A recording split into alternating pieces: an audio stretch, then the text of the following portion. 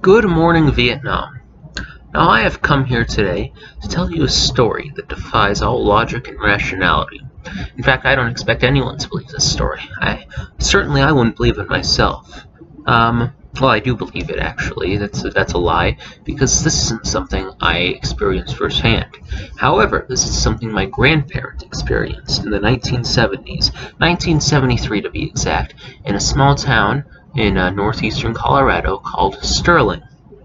Now, what could happen in a town called Sterling that would lead to such mind-boggling ideas to run through my head on this night?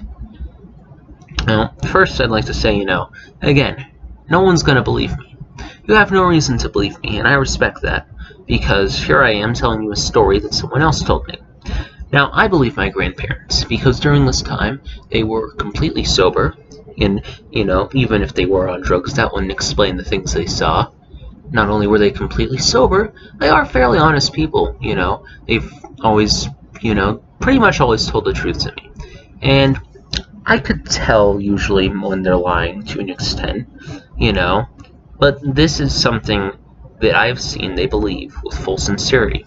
This is something they saw, and this is something these memories they're stuck with the rest of their lives.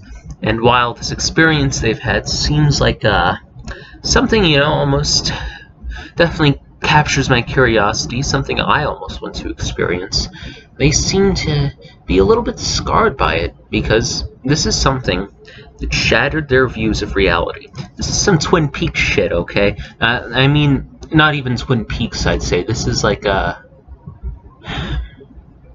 I don't know what you call it. It's like a dream they had, basically. It's like a dream they had when they were awake, when they shared and experienced things that just are physically impossible, and not implausible, impossible. Now, without further ado, let me stop this lollygagging and tell the story. Okay, so it starts with a road trip to South Dakota. Well, actually, it starts with the end of the road trip. They were coming from South Dakota back to their home state of Colorado, and through South Dakota, when they entered the Colorado border, they were going to go through a town called Sterling. They were driving 75 miles per hour near the town, when suddenly something caught their eye.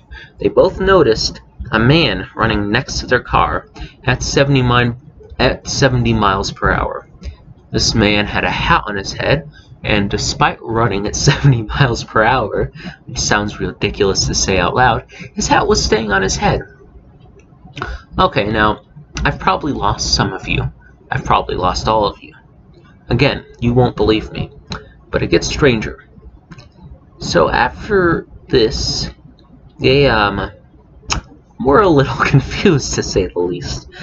Both of them checked with each other to make sure they saw the same thing, because, after seeing something like that, one tends to have ideas they may be schizophrenic. But they both saw the same thing, the exact same thing. So there's no way that this was some sort of hallucination, because it was shared. All specific details of it were. And after this, there were orbs starting to surround their car, going along with them, turning around, and some of them would stop near the hood, around the area of where the battery was. Shortly after this, they ran out of gas and their battery was dead. So, this seems, odd. Okay, so far. But just wait. So they end up walking for a while to a nearby gas station, I believe. I don't know all the details of the story perfectly, but they come to this gas station and run into a truck driver and they tell them their story. He wasn't surprised at all. In fact, he didn't even seem to question if he didn't question their sanity. He didn't question what they saw. He had no shock, and he told them that he would help them. He would drive them back, they would buy gas, he would drive them back, jumpstart their car, and they'd be on their merry way. But he gave them a warning. He said incredibly strange things were happening in Sterling, Colorado, and that as soon as they got their gas, they needed to leave. Now, they were going to buy the gas when my grandfather realized he had left money in the car, which put them in a bit of a pickle, but the man was nice enough to give them $5 worth of gas and took them back there, jump-started their car. They got in. They were going to look for the money to get more gas so they could get the hell out of this hellhole, but the money was gone. Their car was locked and such, but the money was gone. They not lost per se, it was gone. They never found it. Now, the plot thickens. So after this, they get into town, and they were going to go to a Western Union to, get some money so they could pay for gas, as you do. And on this Friday, they were going to the Western Union when they found out it would be closed for the next 3 days. Now, I don't know if you know this, but Western Unions are usually open 7 days a week. I believe they were in the 70s too. They wouldn't be closed on a Friday. That doesn't make any sense. They had no reason to be either. But for some reason in this town, there were they just couldn't get any money. My grandmother tried calling her father, asking for money. He was going to send it to them. But this truck driver they ran into told them some campgrounds they should go to stay, so they could sleep in their car in a safe spot. Now, the next day there, at these campgrounds, even stranger things began to happen. They started seeing lights in the trees and above the trees.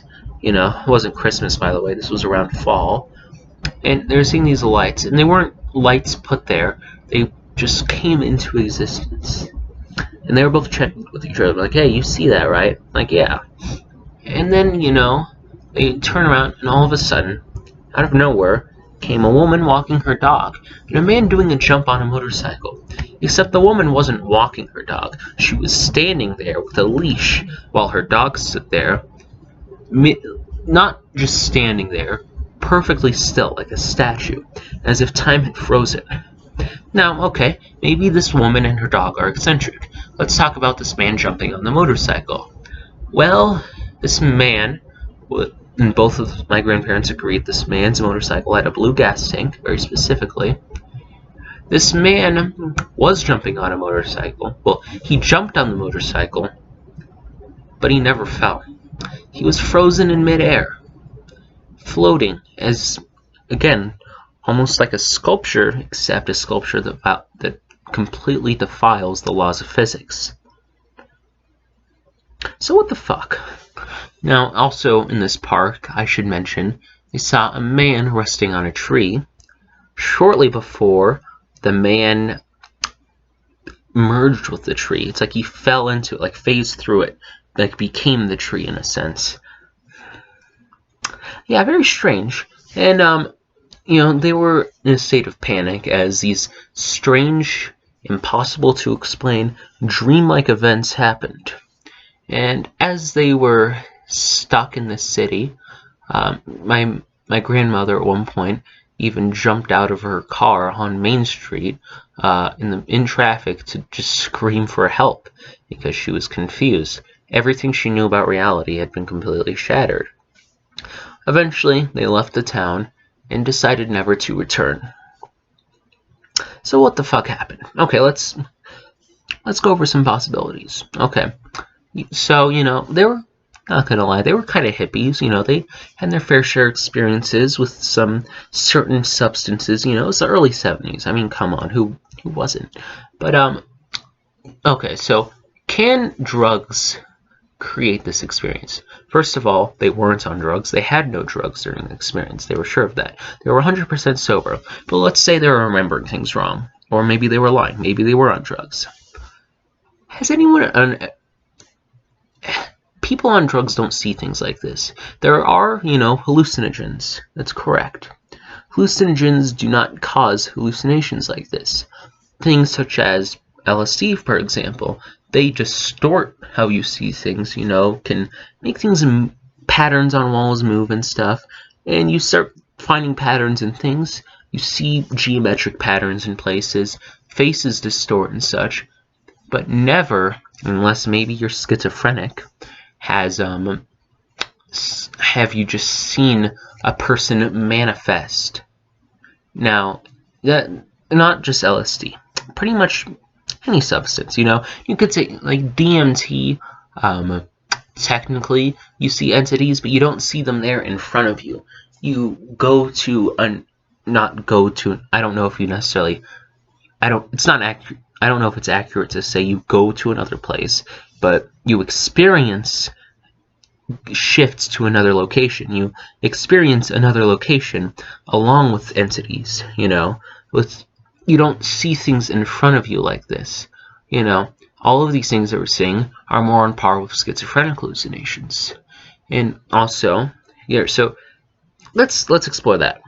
Are my grandparents schizophrenic? Well, short answer, no, they aren't. They have never shown any signs of it before or after. They are, you know, they're not schizophrenic, okay? They've never been treated for it, never been diagnosed with it, never shown the slightest sign of it. And even if they were on drugs, even if this was another universe where drugs created vivid hallucinations of other people, or even if they were schizophrenic, this would not explain the fact they were seeing the same things, because hallucinations are subjective events that cannot be shared with one another. That is how you decipher if something is a hallucination. If you see something, no one else sees it, it's a hallucination. If everyone sees it, it happened. Now, they both saw this, so we could say they experienced this, which brings us to the next thing. Are they lying? No, I'm not a human lying detector machine, but I don't see why my grandparents would lie to me about this. Because, for one, they're not gaining anything. They've never gone public with this. They've told very few people, because everyone they've told about has called them crazy, or high, or lying. So, they're not crazy, they're not high, and as far as I can tell, I truly believe, you don't have to believe me, but I truly believe they are not lying. You know, it wouldn't make sense, okay? They're both very heavily Christian, and making up a story like this, it seems to almost... This story has no place in Judeo-Christianity, okay? It's completely out of field, you know? This has nothing to do with it. So, why on earth would they create this story that doesn't fit in with their worldview, you know? And the fact is, they both still are genuinely afraid of this event. I can see a genuine fear when they talk about this, you know? They're almost, I don't know if I would go as far as to say as they're traumatized, but this is something that deeply, deeply affected them, I can tell. Unless they have the ability to be world-famous actors, you know, this is something I truly believe they experienced. And there's also the remote possibility that I'm lying. Now, I can tell you I'm not lying, I promise. But you're not going to believe that, are you? Because, you know, why would you? Every person on YouTube, you know, who has a story like this, you probably don't believe them. And that's reasonable. I don't believe these stories either. When I hear a story like this, I think they're crazy, they're high, or they're lying. You know, and usually they're lying. This is something I'm not lying about or they're not lying about, but obviously you're not going to believe me. So let's get past that. Now those are all the rational explanations out. Just, you know, all the rational explanations have been debunked. So what happened then? Well, that is pure speculation. And that also opens up a lot of deeply existential questions about the nature of reality. So, there's an obvious kind of idea here is that they're aliens, which is something they both kind of believe. My grandmother at least kind of believes, you know, and there are certain consistencies with aliens in this story, such as the floating orbs they saw, and, you know, the orbs of light they saw are common in alien encounters. Sometimes I've even heard stories of humanoid beings in these, or, you know, about aliens being able to shapeshift. That's a common thing in the whole UFO alien mythos that goes around, which I personally don't believe a lot of those stories, but there are consistencies with this story and theirs. So it could be an alien. Maybe you could say the person running with their car at 70 miles per hour. Maybe he was some sort of scout. What about the truck driver? He was experiencing the same strange things. A lot of strange things. But there's another quick tangent I'd like to say real quick is that if you Google Sterling, Colorado, you'll, in like paranormal events, I've done research. There are a couple UFO events. There were some cow mutilations at the time. Cattle mutilation, which is commonly associated with UFOs and aliens. But nothing like this was described, which is strange to say the least. That something at this magnitude wouldn't be highly publicized. And you could say maybe they are keeping this story from you.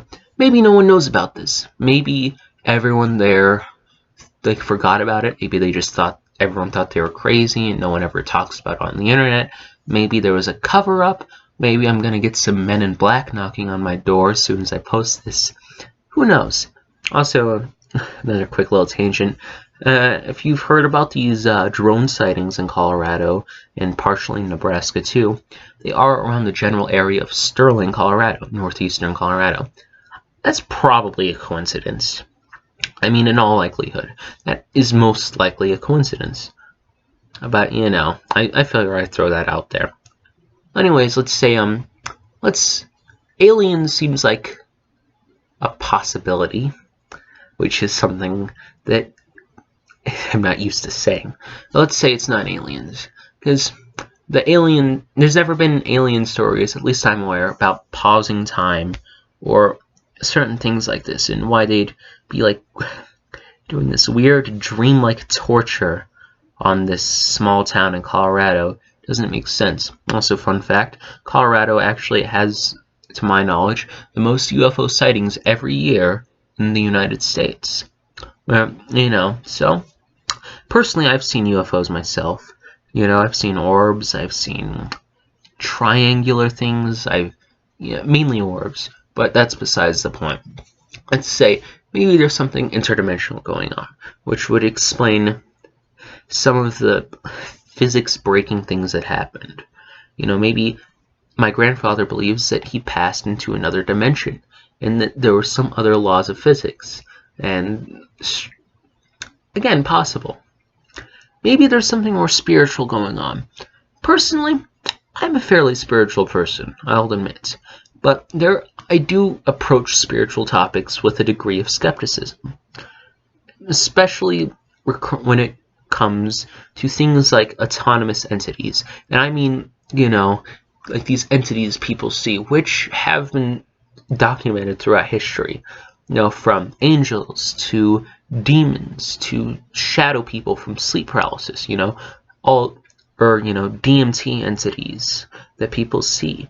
Sometimes I've heard stories about mescaline entities, very common in psychedelics, or dream characters as well. Dream characters are sometimes described as these autonomous entities that seem not like normal dream characters, because normal dream characters are very hollow, and there are some that are described as spiritual beings, and there's a lot of ways to interpret this. And I'm going to be thinking, it's a very hard topic for me to talk about, because personally, my beliefs on this they don't really exist. Okay, I don't know what to believe when it comes to these beings, because, there are times where, like the story I've told, where people have seen these paranormal entities, multiple people have, and this seems to be some level of almost confirmation that this happened. That these there are entities, spirits, and whatever you want to call them, these conscious beings that exist outside of us, that somehow take on human forms and alter our consciousness, and specifically come to us in altered states of consciousness often, not always, as with this story in Sterling. My grandparents were sober, like I said. So, yeah, I don't know. There's two possibilities here. these beings are created from our subconscious. These are parts of our subconscious. Okay, that's a poor way to put it. These beings are like manifestations from our subconscious that embody certain ideas that our unconscious and subconscious mind know that maybe our conscious mind is not aware of. Because I'm a believer of the idea that there is knowledge inside our unconscious mind, philosophical knowledge, if you will, that we are not aware of. And I think that in a lot of times that when we have experiences like this, we are learning these things from our unconscious. It's like things that we've known but forgotten, in a sense. And then there's the other idea, which is that they're just fucking ghosts or spirits or whatever. They're external. They exist in some, maybe they exist in some other astral plane of reality. Maybe they, I don't know, maybe they exist in another dimension per se. You know, they could be higher dimensional creatures. I mean, dimension as in spatial dimensions. Maybe they can move through fourth or fifth or whatever dimensions. Maybe they, I don't know, maybe they're from another planet. Maybe they're from another universe. Maybe they're these ancient beings that are here to guide us. Maybe they're fucking gods. I don't know. Okay, I don't have these answers. And same with this. There's, like I said before, this story abandons all rationality or logic that could be added to this, you know. Again, the only rational explanation that any of you will believe is that I am lying or my grandparents are lying. I can tell you that's not the truth. But, again, you have no reason to believe me, which puts me in a very frustrating position, and my grandparents are in a frustrating position, as all people who have claimed to be abducted by UFOs are in a frustrating position, as people who experience lucid dreaming before science was able to prove it, or as pretty much any person who delves into mystic experiences or more alien-related experiences. Any experiences like this, I guess paranormal would be the best word to use. Okay, I can't form sentences together. So, I'm in a position that every person who has experienced something paranormal has experienced. I mean, paranormal and supernatural, in the sense that things that cannot be explained through normal rationality or science. All of us are in this position where the only thing we have, the only evidence we have of this is anecdotal. We can tell our stories, and maybe someone will believe us. But the fact is, lots of people do lie about these things. It's incredibly common. People lie about this shit all the time, you know? So, people who have been in this position will know what I'm talking about. People who've experienced something paranormal, supernatural, whatever. We are in a situation where no one will believe us. Well, not no one. People do believe these stories. What I mean is that most people will not believe us. Because they have no reason to. And it's frustrating. It's incredibly frustrating. Because, you know, we know what we've seen. You know, we have these things. We have very vivid memories.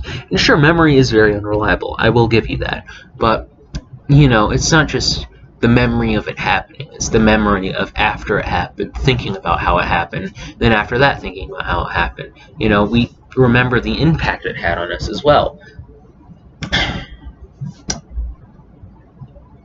I'm repeating myself. You know, you get the point. Having these stories that no one believes is frustrating, etc., etc. And what I want you to take out of this video is that there are incredibly strange things that people experience. And I know enough about this world to know that I know nothing about this world. And I think that this is a sentiment a lot of people can agree with. And I don't think all things should be discarded just because they can't be explained rationally. Because our human conception of rationality, of finding cause and effect, is limited by our puny little brains. Not to completely disregard the human mind, which has created, as far as we know, the most advanced things ever. Has created this experience, this video, the ability to share this video, but we're not, we're not like perfect beings. We have room for improvement, and our knowledge of this world is very limited because our experience of this world is limited. There are many things that we cannot directly experience or sense. All the frequencies of light, which are multiple magnitudes higher than the frequencies we can see, all the sounds we can't hear, the smells we can't smell, the taste we can't taste, things such as dark matter, that just cannot be measured, even not just directly from sensational experience. It cannot be measured through scientific tools. Excuse me. I'm tired, okay? I'm rambling. But my point is, we shouldn't okay, I think it's good to be skeptical. You shouldn't believe everything you hear, especially stories like this that admittedly make no sense whatsoever. But also, you shouldn't discard all of this as bullshit, because, you never know, okay? And I think that's something that should always be remembered, is that we truly know nothing. That's the Dunning-Kruger effect in action. The less you know about something, the more you think you know. And then the more you know about something, you realize you don't know anything. That doesn't just apply to, specific fields like it's usually talked about. It applies to everything, because, throughout history, there have been times where it's been physically impossible to measure things that we know now. Looking back at scientific theories of yesterday, we could see how they almost make no sense, because we can disprove it very easily now. But they could not disprove it at the time. And there are things now that make no sense, that, can't be proven with our current technology. But, perhaps one day there will be an explanation. Maybe one day someone will do a study and find out Sterling, Colorado is a hotspot for aliens. Or maybe there's all these spirits going through there. Maybe there's another dimensional portal. Maybe Twin Peaks is real. Who fucking knows, okay? I don't know. It's about time I end this video, I think. I hope you all have a wonderful night, and I will see you all around.